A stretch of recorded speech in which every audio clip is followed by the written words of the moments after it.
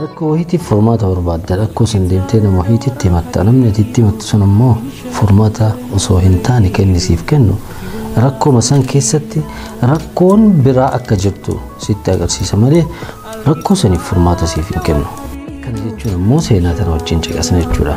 Namticha wayiitu jira fakkii kaasuudhaan beekama. Dhaqee fakkii guddaa wahii kaasee fidee karaa irra kaahee san booda irsaasii wahii jala kaahee akkana jedhe.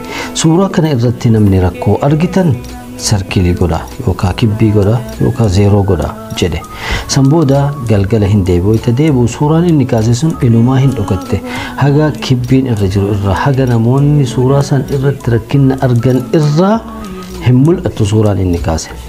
Ka jalqabaa sun zeeroo godhee deemee rakkoo wahii argee kan lammaffaa dhufee zeerummaan sunuu rakkoodha jedhee zeeroo san irratti zeeroo biraa godhee almuhim suuraan hin mul'attu sinin jedha.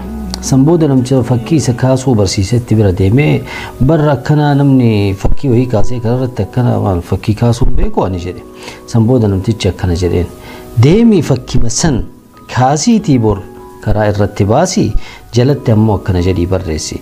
Namoonni suuraa kana irratti dogongora wahii argitan sirreessaa jedhiitii irsaasii wahii wajjin jala kaahiitii biraa deemi galgala deebii suuraa san fuudhiitii san booda kootu na dubbisee san booda mucaan akkuma inni jedhe san godhe booda wayita galgala deebi'u suuraan akkuma inni kaahisan jirti irsaas illee bakkuma inni kaahisan jiran nam tokko hin sochoosne yaani dogongora qabaachuu waliin suuraan sun laakiin namni tokko hin sirreessine.